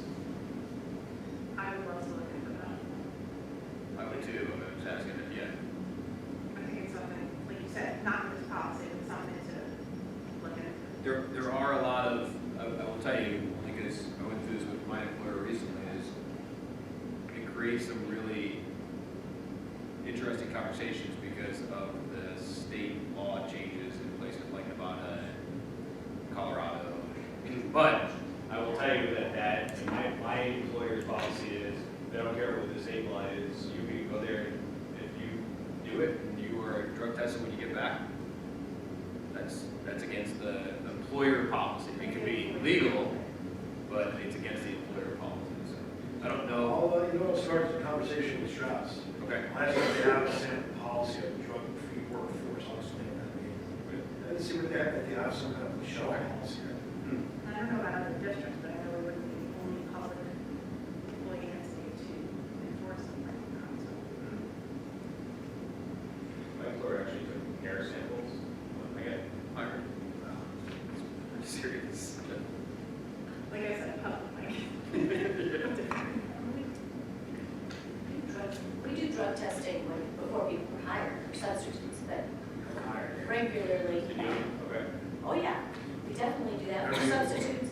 The people that So- are on here for student teaching have to go through all of that, but not for, hey, we don't do that. Once they're hired, we don't do this throughout the year. Well, and so there's two different subjects. There's policy on it, and then there's random drug testing.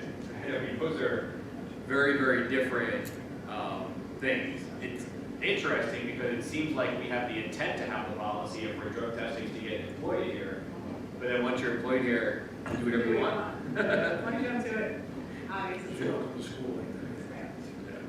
Let's see what Strauss says. We get, I mean, sorry, that's totally sidelined, but. Any other questions, comments on policy? Roll call, please. Mr. Capello? Yes. Mrs. DeLuna? Mr. Lord? Yes. Mr. Cass? Yes. Mrs. Wagner? Yes.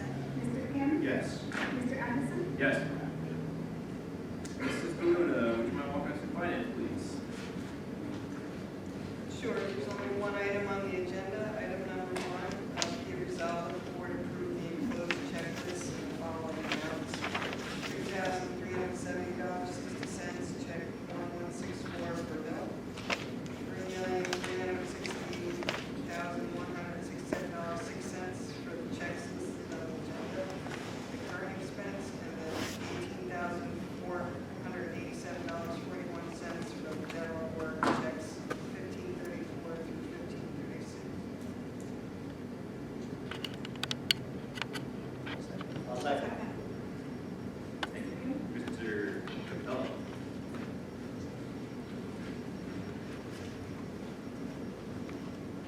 questions, comments?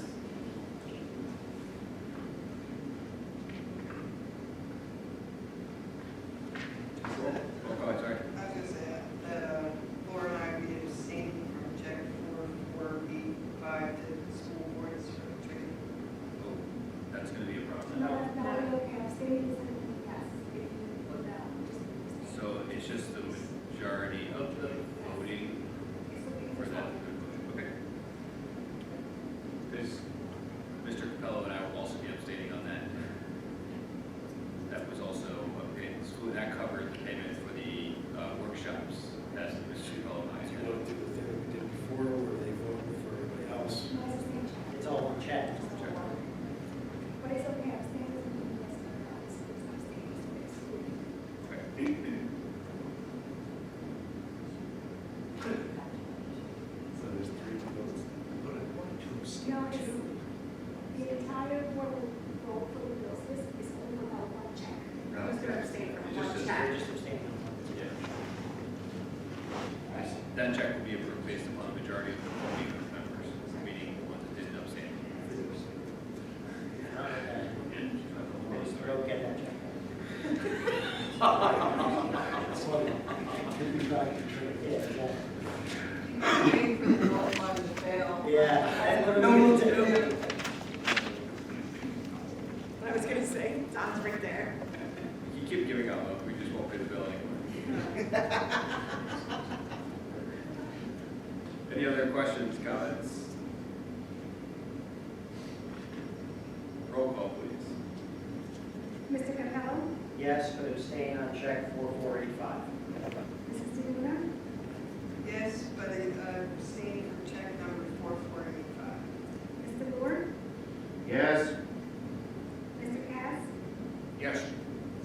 Mrs. Wagner, Yes, except abstaining from check number 4485. Mr. Kim, Yes. Mr. Anderson. Yes, abstain on check 4485. All right, Mrs. Wagner, would you mind walking us through operations? Sure, I'd like to move if there are no objections. Nothing under transportation, but under building and ground. We have 2 items to move, the utilization of Valley View as well as Riverview for summer camps, which, just as a note, is funded by the registration fees. Second. Thank you, Mr. Lord.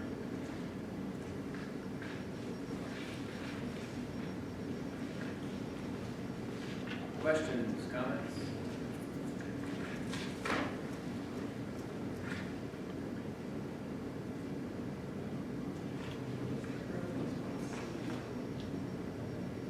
All of your resolutions have a reference number, and it goes back to your strategic plan goals. Green at the end. There's a green page in the back of your package.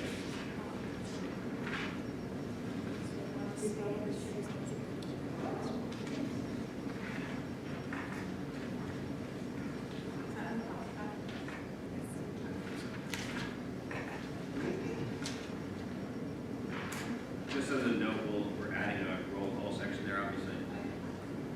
Any other questions, comments? Roll call, please. Mr. Capello, Yes. Mrs. DeLuna, Yes. Mr. Lord, Yes. Mr. Cass, Yes. Mrs. Wagner, Yes. Mr. Kim, Yes. Mr. Anderson, Yes. All right, for the good of cause. Committee reports? Correspondence?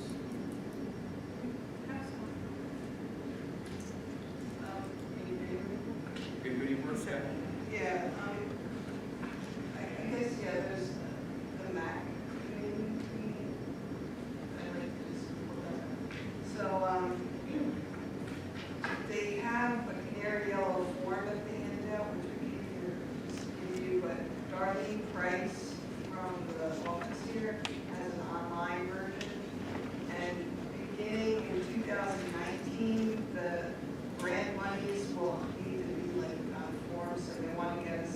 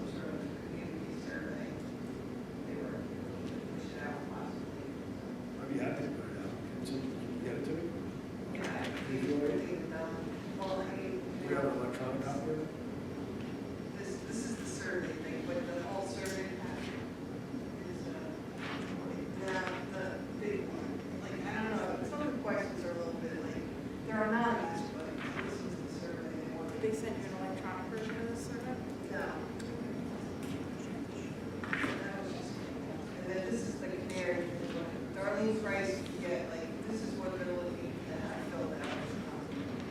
When you get monies, or you want to request monies. And this is, this should be an online. Yeah, Darlene Price is the point of contact for that. So we can ask Tony for The e-copy. online copy. There's two programs in particular that I guess we already sponsored. They were like, well, maybe if they try filling They out. want us to retroactively fill it out. Not a problem, usually come into my department, so I'll talk with these guys. Fill it out. Not an issue. Is it a great support? Yeah. That completes my math committee report. Thank you. It's always good to have something. It's gonna be filling out constantly.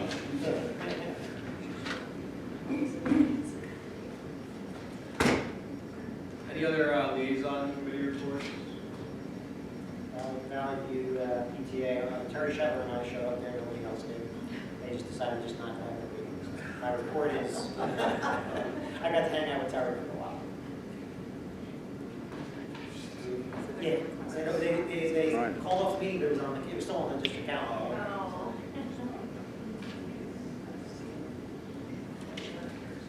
I know the foundation has delayed their meeting, and in addition to everybody being sick in the schools and our kids, they had some sicknesses on the committee, the foundation, so they delayed their meeting. I think it's this week or next week.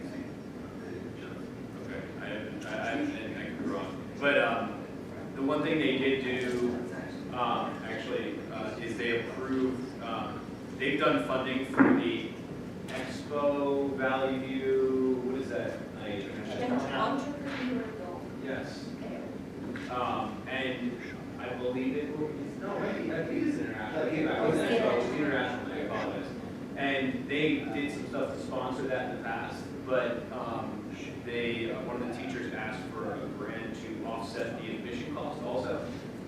So I guess in the past, parents and students paid $5 and $3 to get in.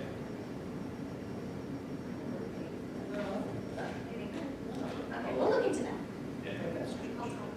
Yeah. I'll be You getting know on what? Maybe I just got Yeah. Everybody else paid. So, I'll look into that further. I'll take a look and see what it was specifically. Anybody else have any other liaison reports?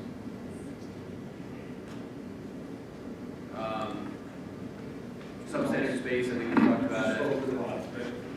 We can talk about, Don brought up something, Don, there's a discussion item on there for you. Vaping workshop. We have some vaping workshop, remember you said? Oh, yeah, it's actually, I was walking the dog through the Walgreens parking lot on my afternoon walk one day, and somebody was, smoking hash or marijuana out of a pipe. And little I know it, and he was vaping. Now, as long as in there, I don't know. But, a couple of my son's friends were having smokers, and turned to that is to get off the nicotine and cigarettes. So, these stores are pretty popular. Yeah, they are. And just wonder, I guess the younger kids, the legal age to, I don't even know if there's a law, if it's, no, you can't buy a pack of cigarettes unless you're of age, so. Law on vaping, but it's, just like any other product, is you take chemicals into your body and your lungs and everything, it's pretty serious. Let us see if we have something on the radar here. Yeah, we have, yeah, it's a workshop, not hosted by our school, it was hosted in Hanover. But it's definitely something we can put on our agenda, it's something to look at. Maybe, have somebody like St. Clair's come out and do something for the kids. Yeah, I think it would be a great idea. I mean, you've done a lot of things to help protect the kids outside of school, the teenagers, should say,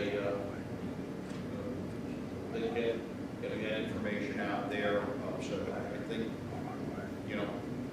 try to work it into the schedule at some point. I don't know what the cost would be, but it's becoming more and more of a problem. Yeah. High school kids, the high school principal has to speak about it a lot, actually. It's high school issues, but obviously the kids are extremely aware not to show up at school. But it's become like a taking over for smoking, like you said, and they're figuring out ways to get around it without people catching them. We haven't seen any problems with the middle school. Yeah.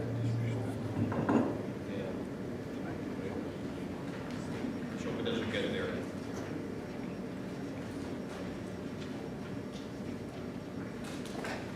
Thank you, Mr. Cass. I did check the Foundation of Denville, so they provided a grant, and they have in the past for the Expo International Night for $1,200 that covers a stipend for individual countries represented. And then they asked for an additional grant because they were charging $5, an additional $2,000 because they were offsetting their additional cost with an admission fee of $5 per adult, $3 per student. And the Foundation of Denville will be covering the total cost. So $3,200 are going to be funding for the Expo International Night. Great. It was Mrs. Jaffe that requested the shares. Any other?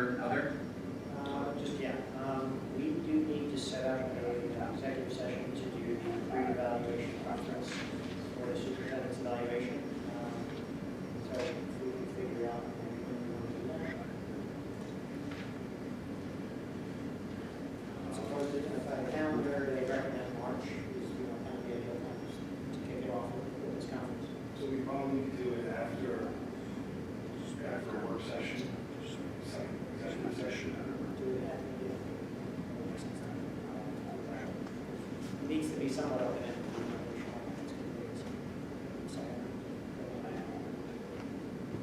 So should we try to do it at the 12th? So next work session.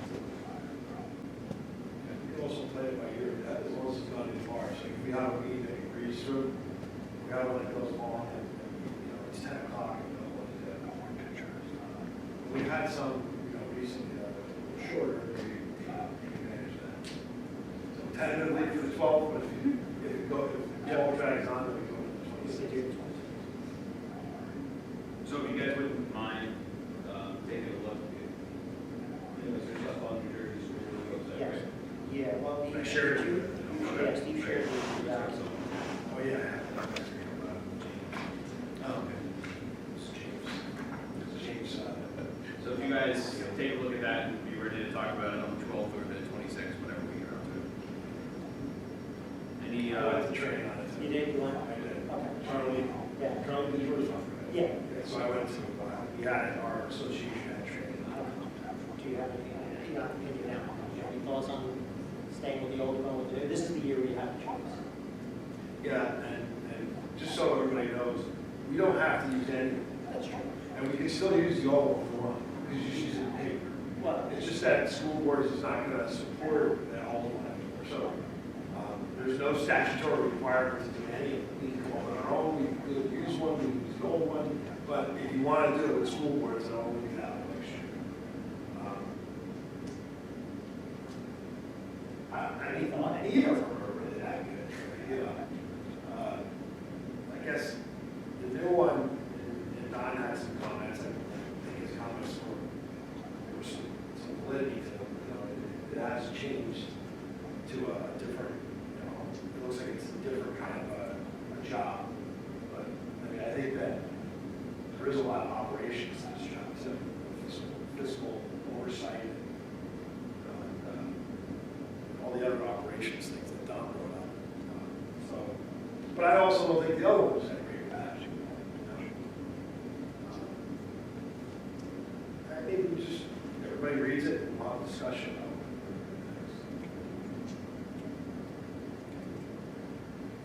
When the county meetings, have any input discussion on how the framework was going to be? I know we had so many school districts, different people contributing to something. It's difficult to come to a consensus and a final version. Our county school. Yeah, I don't know if county school boards had too much direct involvement. There was a committee that was formed, and it encompassed people like Charlene. In fact, Charlene was on the committee. There were superintendents, there were board members, there were people from DOE, So you can read that good or bad, right? One of the good news is you're getting a lot of different input. The bad news is it can be created by a big committee, so how good can it be? So the main thing that they kind of tried to drive home with us when we sat down was that they're trying to get a little bit more of the overall scope of the job. It wasn't so much about, you know, this little function or that little function. They were trying to, whether they succeeded or not, was trying to get a better overall picture of what the superintendent does in some broad areas. That's kind of what I liked about it. I thought it maybe gives a little bit better of a holistic representation of what the superintendent does, than rather than pick and choose like, well, did he do this, did he do that? You know, so, again, that was my take on it from the outside. But you know, Steve does the job every day, so I'm sure it's a very different take on it. There's things, there's those standards, which is 11 standards. Yeah. They pick 5 of the standards, so we kind of morph them a couple together.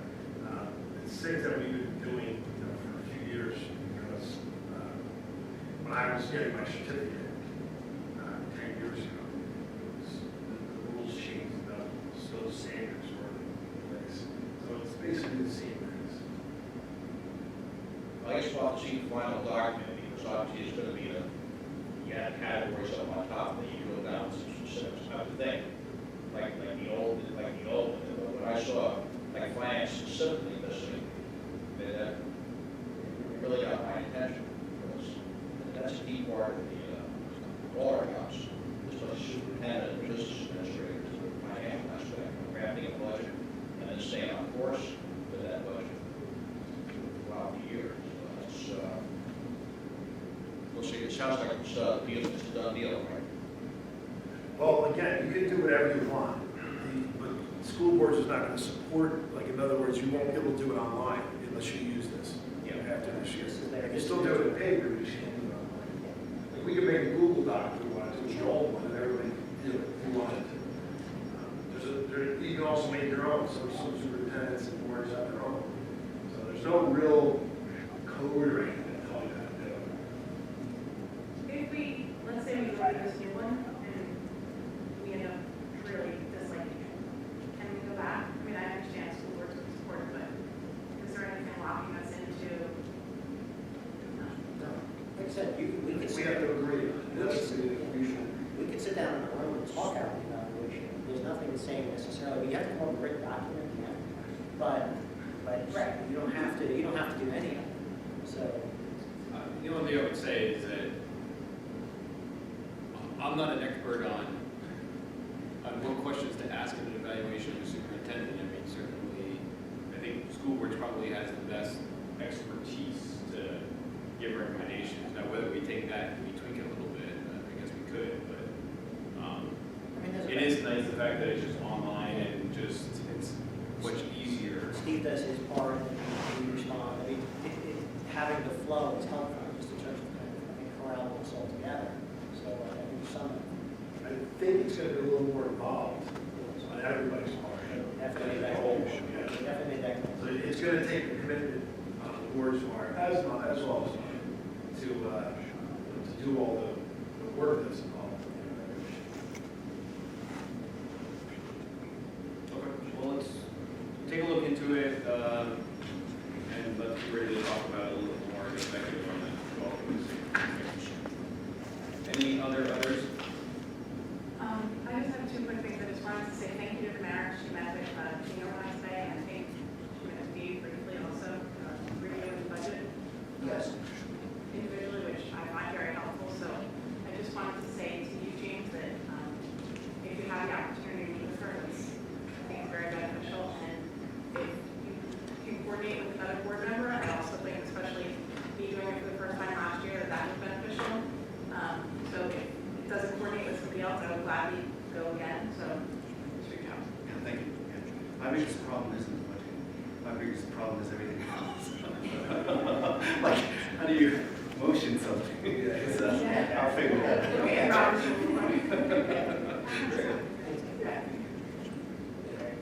Thank you.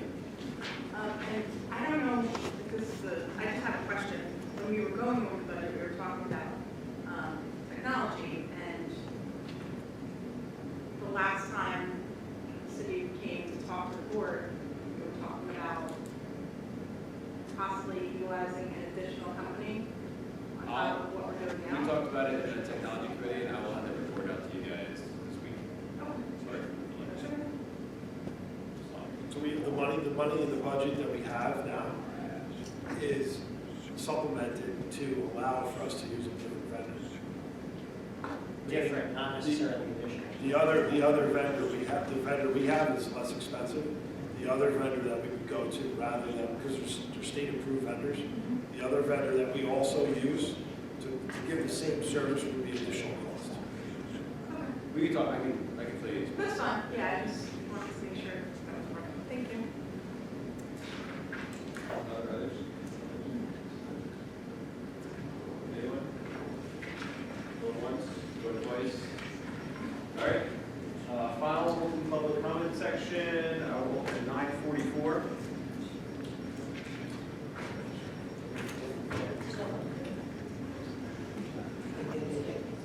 Seeing no comments, I will close the open public comment section at 9:44. We have no need for executive session, correct? Take a motion. I make a motion to adjourn. Second. Thank you, Mr. Capello. Thank you, Mr. Lewer. All in favor? Aye. Any nays? Abstentions? Yes, I abstain. One abstention. You actually.